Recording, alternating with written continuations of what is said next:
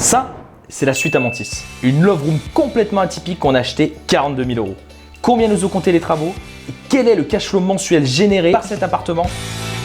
Dans cette nouvelle vidéo YouTube, on va tout vous dévoiler.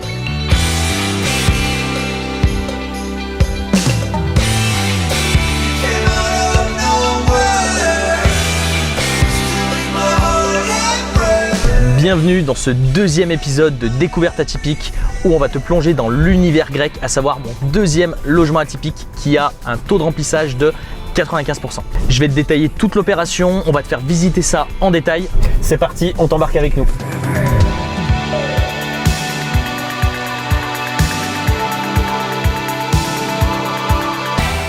La love room, tout le monde en parle à toutes les sauces, mais ce qu'il faut savoir, c'est qu'il y a différentes façons de se l'approprier. Moi, j'ai décidé de partir sur un thème grec, un thème qui fonctionne parce que j'ai 95% de taux de remplissage. Je te montre ça tout de suite. Mais dans un premier temps, l'accessibilité. C'est des logements que tu vas pouvoir faire en totale autonomie dès l'entrée de ton voyageur. Donc moi, qu'est-ce que je fais?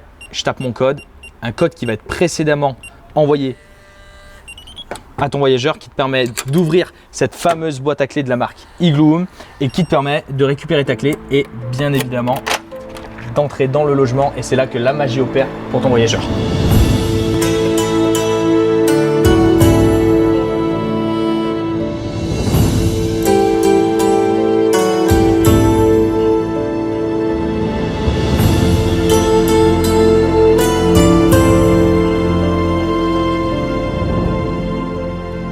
Donc nous y voilà, on est dans l'appartement. Donc déjà pour te résumer, c'est un appartement qui fait 40 mètres carrés, c'est un appartement qui est en rez-de-chaussée. Il y avait un vrai enjeu dans cet appartement parce que comme tu peux le voir en fait, on n'a que des châssis fixes, il n'y a pas de fenêtre. Donc c'était compliqué d'aller chercher de la lumière, mais tu vas voir, c'est justement tout l'idée de la thématique, c'est que justement ça va être un avantage d'être en rez-de-chaussée par rapport à des éléments. Déjà dans un premier temps, qu'est-ce que tu vas retrouver? Au rez-de-chaussée, on a ce qu'on appelle un placard technique. C'est dans ce placard que je mets tous les ustensiles et tous les équipements pour mon personnel de ménage, à savoir les jeux de serviettes, les jeux de linge, les recharges pour le café, les recharges également pour tout ce qui va être savon, etc., etc. Donc tu vois, c'est fermé à clé. Donc ça, les voyageurs, ils n'y ont pas accès. Après, on va avoir une petite cuisine très simple, très généraliste. C'est pas du tout l'axe qu'il faut prendre quand tu fais un logement atypique. Mais on met quand même ce qui est important. On met un four, on met un micro-ondes, on met une machine à café. Moi, je mets toujours du Nespresso avec des bonnes capsules de qualité parce que tes voyageurs payent quand même un certain prix. Quand tu vas louer un logement atypique, tu vas louer au minimum 100 € la nuit. Donc, tu souhaites quand même avoir un minimum de confort. Est-ce que pour toi, c'est obligatoire ou pas, toi qui as fait plusieurs logos mais qui est un peu expert dans ce domaine, obligatoire ou pas la cuisine lorsque tu fais un logement atypique et notamment une Obligatoire, non. Mais moi, j'aime toujours penser aussi si je veux revendre. Si je veux revendre, ça sera toujours mieux si j'ai une cuisine et c'est un investissement que j'aurais pas à refaire. Et comme tu peux le voir, c'est une cuisine qui reste quand même assez généraliste et qui pourrait se fondre dans un logement qui est totalement classique. Un petit frigo, super important, où dedans on met toujours 2 bouteilles d'eau quand le voyageur il arrive. Pareil, toujours dans l'expérience client, c'est agréable pour le voyageur d'arriver et qu'il voit des petites bouteilles assez sympas. Une table pour manger à deux, ça suffit amplement. Quand tu fais du logement atypique et de la love room, 2 chaises, ça suffit amplement. Truc très important, je vois Anthony qui pointe le nez dessus, des plaquettes techniques pour expliquer aux voyageurs en fait comment va se dérouler le voyage, le règlement, comment fonctionne la balnéo, le code Wi-Fi, toutes des questions qui vont être posées par ton voyageur, et si tu les anticipes pas au préalable avec ces plaquettes là, le voyageur va t'appeler, il va te déranger, etc. Donc super important de prévoir ça dans un premier temps. Deuxième élément, la salle d'eau. La salle d'eau aussi, c'est un point qui est super important, moi je trouve, c'est que on puisse avoir vraiment une expérience qui vienne aussi aller jusqu'à dans la salle de bain. Tu vois, c'est la seule pièce où j'ai mis un plafond noir. Pourquoi? Parce que je voulais vraiment créer une petite ambiance sympa dans la salle de bain. On a du gros carrelage de 60 par 120. On a du beau claustrat qu'on va retrouver derrière. Et un truc qui est super important, un gros gel douche pour vraiment que le voyageur il soit en immersion et qu'il arrive et qu'il ait un truc assez sympa qu'il ne va pas retrouver dans un appartement assez lambda. Donc ça, c'est super important. Moi, je mets toujours des recharges quand je fais un logement atypique et encore plus quand je fais une love room. Et là, après, on a un WC assez généraliste, propre, avec un sèche-serviette. C'est quelque chose qui est super important. Et tu vas le voir, c'est un logement qui tourne depuis 1 an et demi. Et cet appartement, il n'y a rien qui a été changé. C'est le même mobilier, c'est les mêmes peintures, c'est le même linge de lit. On a rechangé quelques petites serviettes de bain, etc. Parce que c'est de l'usure, c'est lavé tous les jours. 95% de taux de remplissage sur 1 an et demi, ça fait beaucoup de voyages. Mais ça, c'est quelque chose qui est épatant. Quand tu vois le logement vraiment de l'intérieur tel qu'on est en train de le vivre avec Alex, tu te dis que ça fait 1 an et demi que c'est loué, c'est hyper clean. Et souvent, les gens pense, et encore plus avec un logement atypique orienté sur la love room ou là, sur la suite de luxe, qu'il y a des dégradations à foison, que le logement il est mal entretenu. Alors qu'en fait, tu te rends compte qu'avec un personnel de ménage qui est compétent, avec aussi un certain standing dans ton appartement qui va attirer une certaine clientèle, bah, tu peux être beaucoup plus propre et beaucoup moins emmerdé, entre guillemets, qu'avec une location longue durée où tu vas mettre un étudiant qui va faire la fête et qui va tout bousiller avec ses potes, par exemple.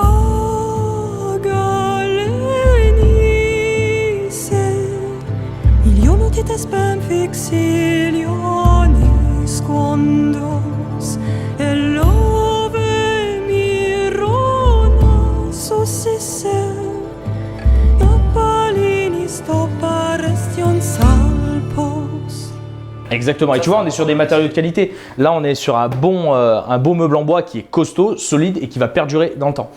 Également pour le meuble TV, tu vois, il n'y a que ma table basse qui est un peu branlante. Pourquoi? Parce qu'en fait, c'est une table qui n'est pas de super qualité. Donc, tu vois, ça, c'est des choses que je devrais changer dans le futur. Et la pièce centrale quand même de l'appartement, comme moi le cinéma. Super important, c'est cette baignoire balnéothérapie. Moi, il y a eu un grand enjeu dans cet appartement, c'est qu'en fait, j'ai lancé mon premier logement atypique que je te ferai dans une nouvelle vidéo. Dis-moi d'ailleurs si tu as envie de voir mon tout premier logement atypique qui était une love room, donc ma toute première love room si tu as envie de la voir. C'est que j'ai créé ma première love room avec une baignoire rectangulaire massive, une grosse baignoire rectangulaire qui ressemblait un petit peu à un jacuzzi. Mais après, c'est que toutes les personnes dans le secteur, à savoir sur Saint-Étienne, ont fait la même chose. Et donc du coup, moi j'ai voulu me démarquer, prendre un contre-courant par rapport aux autres en venant mettre une grande baignoire balnéothérapie, mais ronde. Et c'est ce qui m'a vraiment permis de me différencier avec ce logo néon qu'on voit juste derrière, qui permet d'avoir vraiment ce côté un petit peu influenceur instagrammable, où quand les personnes viennent dedans, ils vont pouvoir faire une photo, etc.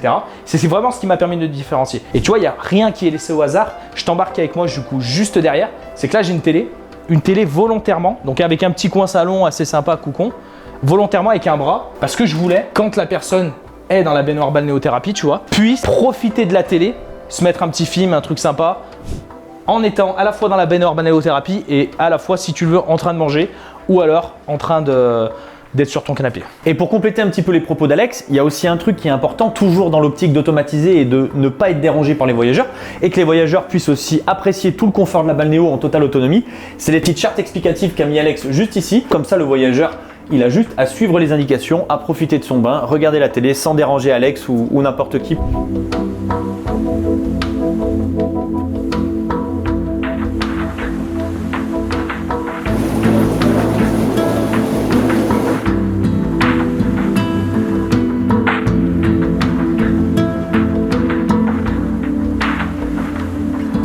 Ce qu'il faut savoir, c'est que moi j'ai acheté cet appartement qui était un local commercial. Donc déjà j'ai fait un changement de destination et je l'ai transformé donc du coup en appartement. Et en fait la disposition était pas totalement comme ça. En fait la cuisine était là. On avait la cuisine qui était là. Là on avait une salle de bain, mais on n'avait pas du tout d'évacuation juste ici. Donc en fait on a dû creuser en fait le sol pour faire passer une évacuation de la salle de bain jusqu'à la baignoire balnéothérapie. Donc c'était un vrai enjeu ça qu'on a dû faire avec le plombier et le maçon. Recouler une chape pour être à bonne hauteur. Ce qui m'a permis du coup de dissocier la baignoire de la partie salle de bain et qu'elle soit dans cet espace ouvert en ayant l'évacuation et du coup aussi l'arrivée d'eau donc du coup au niveau de la baignoire. J'ai une petite histoire assez marrante, c'est que cet appartement en fait, quand j'étais agent immobilier, et cet appartement en fait je l'avais estimé il y a 5 ans, donc c'était en 2018. Et en fait cet appartement je l'appelais une verrue. Pourquoi? Parce que comme je te l'ai dit au début de la vidéo, il était assez sombre, il y avait un vrai enjeu, c'était un local commercial. Et moi à l'époque, en tant qu'agent immobilier, un local commercial, dans la zone dans laquelle il est situé, ça n'avait aucune valeur. Et en fait, les personnes à qui j'ai acheté avaient une maison d'habitation juste à côté et un autre appartement qu'ils avaient en location. Moi, je me suis focalisé avec mon œil d'agent immobilier sur le reste du patrimoine plutôt que sur cet appartement parce que pour moi, en fait, il n'avait aucune valeur. Et d'ailleurs, ça ne m'étonne pas, quand j'ai repensé à cet appartement et que j'ai réussi à me remettre en contact avec eux, bien évidemment que ce local commercial était toujours en vente. Et c'est comme ça en fait que j'ai pu faire affaire avec eux parce qu'en fait, le local commercial, en fait, il était toujours en vente. Et en fait, tous les éléments négatifs que je voyais à l'époque sont devenus finalement des points positifs et notamment cet escalier qui mène à un ancien vide sanitaire. Mais tu vois, c'est comme ça que j'ai pu créer un peu cette ambiance grecque Mykonos parce que ça rappelle les maisons typiques de Santorin et de Mykonos qu'on peut retrouver. Donc on les a peints en blanc. On est venu aussi peindre les murs bruts, tu vois là on n'a pas de placo rien, c'est vraiment les murs bruts pour donner vraiment cet aspect texturé que je voulais, en gardant aussi les poutres d'origine du plancher, tu vois, ce qui me permet du coup d'avoir une belle chambre très cocon et qui du coup est dans un espace très sombre. On a juste une petite fenêtre et c'est vraiment ce qui permet de se différencier par rapport à un logement classique. Elle fait combien de mètres carrés cette chambre? Cette chambre elle fait à peu près une douzaine de mètres carrés, tu vois, et ce qui est bien c'est qu'on a pu mettre un lit queen size. Moi je te recommande toujours quand tu fais une love room de mettre minimum un lit de 160 par 200. Un lit de 140 par 200, franchement, c'est trop petit par rapport à ce que vont chercher les personnes. Donc tu vois, là, on est sur un lit de 160 par 200. On a un literie. Alors, j'ai un petit tips pour la literie. En fait, c'est des lits que tu vas retrouver dans les hôpitaux à Mayward Form. Ce qui permet d'avoir du coup un matelas qui va tenir dans le temps, qui va être lessivable et qui surtout va avoir un super confort. Parce que quand tu fais de la location courte durée, encore plus quand tu fais de la love room, il faut que ton matelas il soit parfait. Et donc pareil, il y a plein d'éléments aussi qu'il faut prendre en compte. C'est tous les petits éléments super importants. Tu vois, ça, c'est le nom de la suite. Elle s'appelle la suite Amantis. Alors, pareil, moi, j'aime bien jouer aussi un petit peu avec les noms. Amantis, ça veut dire amoureux en latin. Donc, tu vois, j'ai essayé un petit peu de racoler l'histoire du lieu avec le nom de la chambre. Et tu vois, on est venu le mettre sur les serviettes. On est venu également la poser sur les peignoirs qu'on vient voir juste ici. Et ça, tu vois, ça peut te paraître anodin, mais c'est des petits détails qui vont te coûter un petit peu à l'achat, qui vont peut-être te coûter un petit peu au moment où tu vas lancer ton logement, mais qui vont faire la différence. C'est des petits éléments où tes voyageurs ils vont peut-être pouvoir se prendre en photo avec. C'est des petits éléments, ils vont se dire waouh, ça c'est cool, c'est sympa, ça donne un côté un petit peu plus luxueux à la pièce. Et ça donne de la temporalité, je trouve, dans l'expérience. C'est-à-dire que l'expérience du voyageur, elle ne s'arrête pas à l'entrée et à la sortie dans la balnéo. Ça commence quand tu rentres dans le logement avec l'effet waouh, avec les lumières qui sont tamisées. Tu as les peignoirs, comme le dit Alex, une fois que tu sors de ta balnéo. Tu as un ensemble de petites choses qui te permettent justement de différencier par rapport aux autres. La télé, comme le disait Alex, qui pivote par exemple, c'est un élément en plus. Tu vois, les gens qui viennent dans ce type de logement, ils veulent Netflix, etc. Donc il y a Netflix, il y a Prime, il y a toutes les applications qui sont nécessaires. Ils veulent également dans le lit avoir la télé. Donc c'est pour ça qu'on a mis également une télé. Et un élément qui est super important, je t'embarque avec moi, c'est ça. Tu as ce qu'on appelle un déshumidificateur qui est juste ici. Ce déshumidificateur, il va te permettre de pouvoir réguler ta pièce pour pas que ça sente trop l'humidité. Donc déjà, tu vois, c'est un élément qu'on met quand on a une baignoire balnéothérapie. Ça fait 1 an et demi que ce logement il tourne. Comme tu peux le voir, il n'y a pas de moisissure, il n'y a pas de salpêtre. Pourtant, c'est un appartement qui est en rez-de-chaussée. C'est un appartement qui était même un peu humide de base. Et malgré les éléments comme la baignoire balnéo, je reste sur quelque chose qui reste très sain en termes de logement. Donc tu vois là, tu peux concrètement te représenter un petit peu ce que peut faire une love room de 40 mètres carrés avec un espace chambre qui fait une douzaine de mètres carrés et avec une pièce de vie qui est à peu près dans les 30 mètres carrés avec la salle de bain compris. Donc tu vois qu'on a un espace qui est relativement petit mais qui fait totalement le taf quand tu as juste une chambre à mettre en valeur et une baignoire balnéo, etc.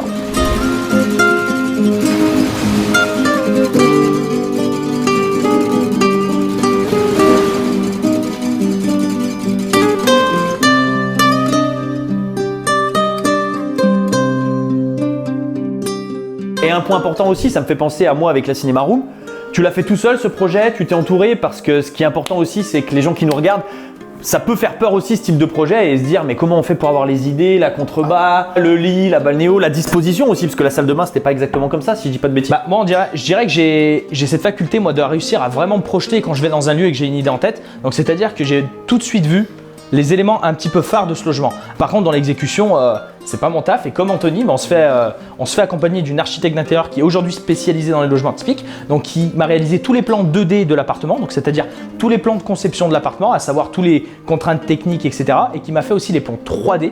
Et après, par contre, sur l'exécution des travaux, je suis comme Anthony, je sais pas planter un clou.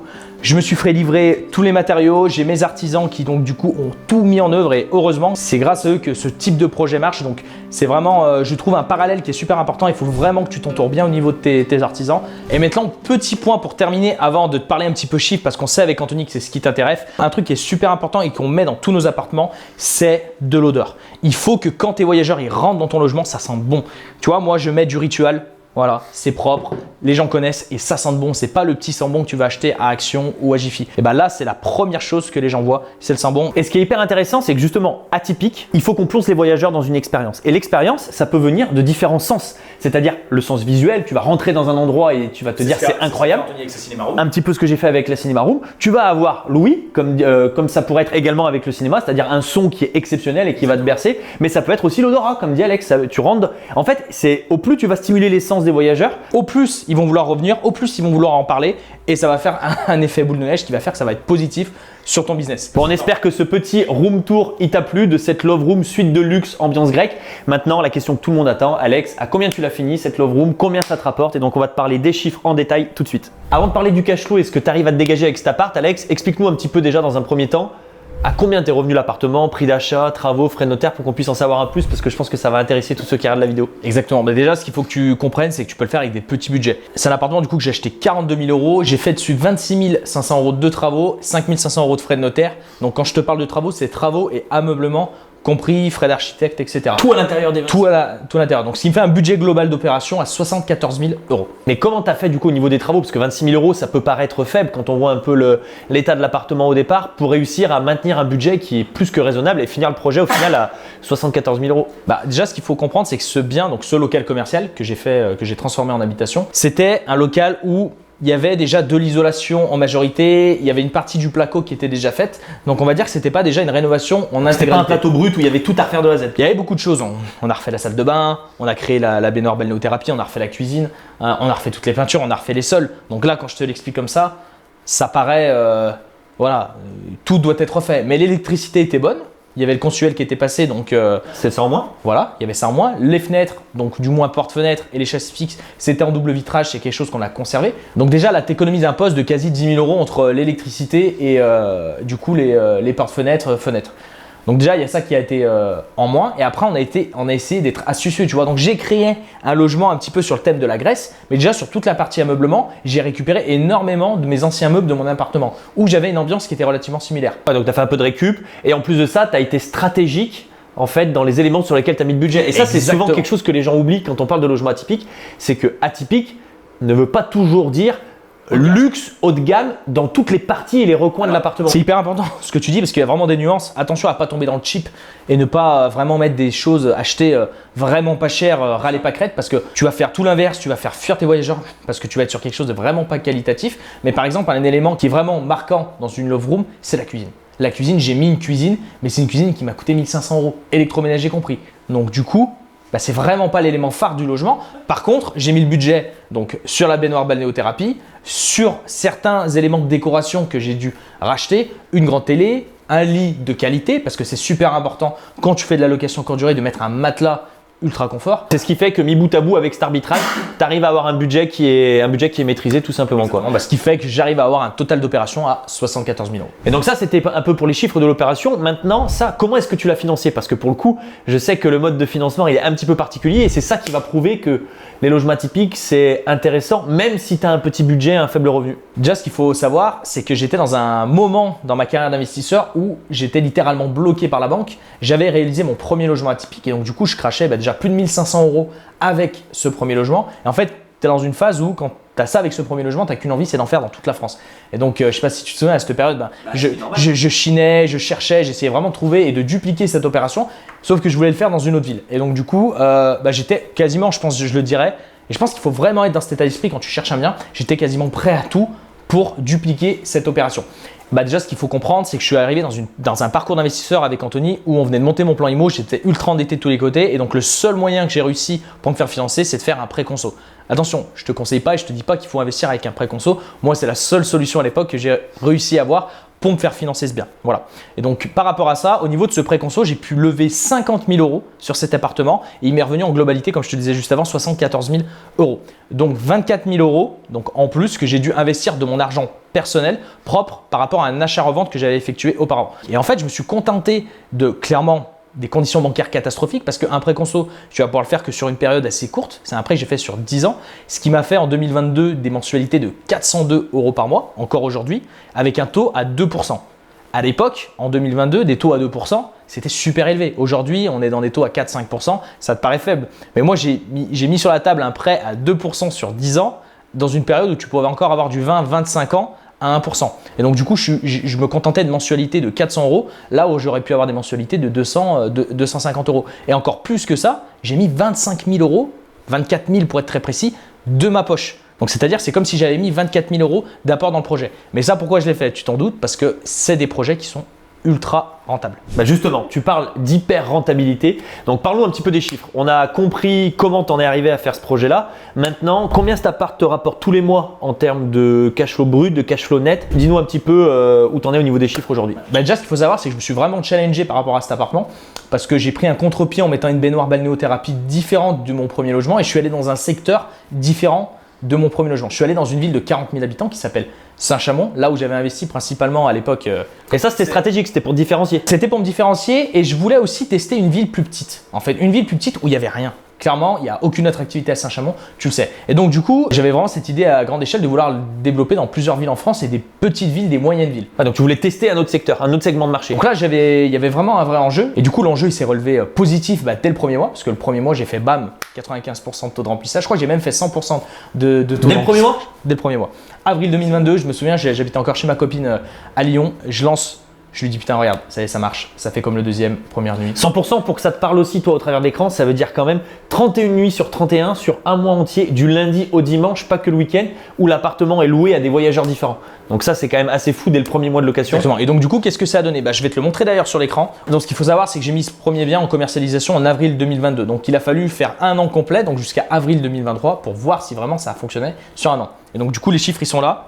42 000 euros de revenus bruts sur ce logement. J'ai fait 348 nuits pour un taux de remplissage de 95% et ça dans une ville de moins de 40 000 habitants et avec un investissement de moins de 100 000 euros, 74 000 euros. Si tu vois pas trop dans la vidéo, je te le mettrai pour que tu puisses voir un petit peu plus en détail. Et donc tout ça, c'est 42 000 euros, c'est des revenus bruts, hein, ça serait trop beau si c'était du net. Donc forcément, tu as énormément de choses à déduire dessus avant d'obtenir le cash flow net qui va quand même être conséquent. Donc dis-nous un petit peu au niveau des charges que ça donne. Donc du coup, si on synthétise un petit peu au mois, donc en moyenne, j'encaisse 3 500 euros de revenus mensuels. 3 500 euros bruts sur un appartement de 40 mètres carrés. Combien tu l'aurais loué cet appart si tu étais parti pas sur la location courte durée mais sur un appartement classique? Ouais, exactement. N'hésite pas à nous dire dans les commentaires si ce genre d'appartement, combien ça pourrait se louer en location longue durée à l'année, sachant qu'on est dans une ville de 40 000 habitants.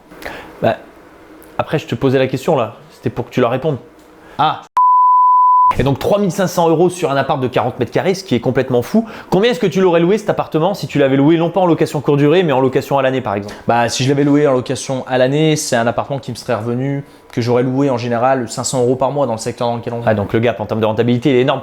Et du coup par contre, explique-nous le détail au niveau de ce que tu dois enlever sur les 3 500 euros que tu encaisses en location courte durée. Parce que qui dit location atypique dit également location courte durée. Et donc du coup par rapport à ça, j'ai en tout 1 900 euros de charges en moyenne qui comprennent l'électricité, l'eau, qui ménage, voilà, le ménage, les impôts parce qu'on est sur des biens extrêmement rentables. Donc il faut savoir que je suis sous le régime LMP sur ce bien. Donc j'ai passé une tranche. Parce que tu l'as investi en nom propre, c'est pour ça, tu n'as pas passé par une société. Exactement, donc j'ai à peu près 500 euros d'impôts par mois, ne serait-ce que sur ce bien. Mais malgré ça, ça laisse quand même une très très belle rentabilité. Pour avoir un cash flow de 1506 euros par mois. 1506 euros en cash flow net sur cet appartement. Net. 56% de rentabilité sur ce bien et 1506 euros net de cash flow. Ok, donc là, forcément, c'est hyper intéressant. Et surtout, ce qui est intéressant, c'est que tu arrives à le faire perdurer dans le temps. C'est-à-dire que ce n'est pas une perf que tu arrives à faire uniquement sur un mois et que nous, on a pris du recul avant de parler des logements atypiques aujourd'hui. On a attendu près de 3 ans à avoir du recul sur différents logements pour pouvoir vraiment t'en parler. Et après, je sais qu'il y a une question qui revient beaucoup, c'est est-ce que tu as un budget entretien ou pas sur ce type de bien? Parce que surtout sur une love room, on a tendance à penser que il peut y avoir énormément de grosses dégradations. C'est limite une question qui me dérange aujourd'hui, qui m'embête. Parce que j'ai envie de dire aux gens, et je comprends que tout le monde a des fausses croyances aujourd'hui, des gens qui pensent des choses, mais je leur dis, mais venez dans un logement atypique, venez voir. Qui vous dit qu'aujourd'hui, le logement il va être dégradé? Et là, on en est la preuve sur ce logement, ça fait 1 an et demi qu'il tourne. Le deuxième, ça fait 3 ans. Le premier que j'ai lancé, je n'ai pas mis un coup de peinture. Là, ce logement, ça fait 1 an et demi. Honnêtement, dans tout le parc immobilier qu'on a, toi et moi, c'est, je pense, un des biens les mieux entretenus. Pourquoi? Et ça, c'est un phénomène super intéressant. C'est que déjà, dites-vous que 90% des gens, ils sont comme toi et pas comme les autres. Et je pense que, je l'espère que tu es comme moi, quand tu vas dans un logement, tu mets pas le bordel, tu viens pas taguer les murs, tu viens pas tout casser. Voilà, donc déjà c'est ce qu'il faut dire. 90% des gens sont comme toi. Donc voilà, tu as 10%, parfois des personnes qui vont fumer dans l'appartement, qui vont peut-être casser un verre. Je te parlais tout à l'heure qu'on m'avait volé ses cheveux, ils ont quand même pris la subtilité de m'en mettre un autre à la place. Faut le saluer, c'est quand même ça. J'allais te dire, est-ce que tu as des anecdotes sur l'appartement un petit peu de ce type ou même pas trop? Un coup, il m'est arrivé un truc pas sympa, c'est que la bagnole a complètement débordé. J'ai la femme de ménage qui m'appelle, Alexandre, c'est n'importe quoi, il y a de l'eau, il y avait je crois 10 cm d'eau, c'était un truc de fou. Alors, c'était dû en partie aux voyageurs et c'était dû aussi en partie à cause de moi. En fait, il y a eu un problème dans les canalisations, en fait, ça s'est bouché.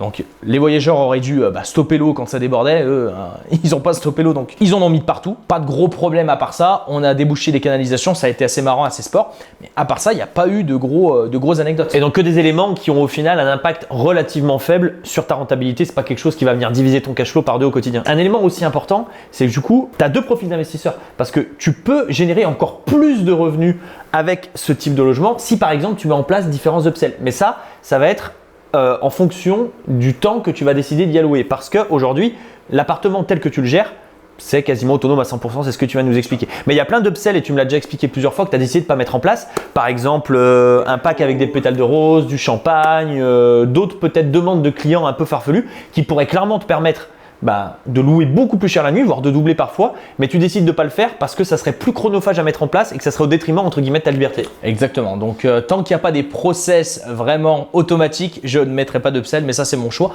Et je connais des personnes qui mettent des upsells en place, ils arrivent, en général, là où moi je suis à 3 000 euros, 3 500 euros par mois de revenus, ils arrivent à monter à 4 500, 5 000 euros grâce aux upsells. Mais par contre, ça leur prend un petit peu plus de temps, donc ça c'est vraiment une gestion qui sera propre à toi-même. En fait, le cash flow dont on te parle dans cette vidéo, il faut que ce soit un point de repère pour toi. C'est-à-dire que tu sais qu'avec ce type de logement, tu peux gérer entre 1000 et 1500 euros en fonction de comment tu t'y prends et de ton taux de remplissage. Et ensuite, en fonction de si tu vas faire le ménage toi-même, si tu décides de changer de vie et que c'est hyper important pour toi, dans ce cas-là, en un seul ou 2 logements, tu peux clairement péter tes objectifs. 2, si tu décides de mettre des upsells et de les gérer toi-même ou si tu as déjà des process pour pouvoir les automatiser. Donc, tu as un cash flow de départ et que tu vas pouvoir venir agrémenter en fonction de ton profil d'investisseur et de ce que tu as envie de faire tout simplement à l'intérieur de ton logement. Tu l'auras compris, avec ce nouveau format découverte atypique qu'on a décidé de lancer sur YouTube avec Alex, l'objectif c'est vraiment de te plonger dans l'univers des logements atypiques. On a essayé vraiment d'être le plus transparent possible, que ce soit au niveau des chiffres, au niveau de l'appartement, mais il y a forcément des notions qu'on n'a pas pu aborder parce que sinon ça ferait des vidéos à rallonge et c'est pas forcément le but. Mais si tu as envie de creuser vraiment ce sujet sur les logements atypiques, n'hésite pas à cliquer dans la description du lien de la vidéo, tu auras accès à une formation 100% gratuite qu'on a tournée avec Alex où on aborde différentes thématiques, banque, fiscalité, stratégie, recherche avec ces logements atypiques. Donc tu auras du contenu de valeur qui pourra te permettre, je l'espère, de passer à l'action très prochainement. Dans tous les cas, avec Alex, on a hâte de t'embarquer avec nous à la découverte des logements atypiques partout en France, de rencontrer des investisseurs qui exploitent des logements atypiques de manière différente avec des thématiques exceptionnelles. Dis-nous dans les commentaires quel type de bien tu aimerais voir sur cette chaîne, à savoir une jungle room, une cabane dans les arbres. Mets-nous-les en commentaire. Et avec Anthony, on te dit au prochain épisode.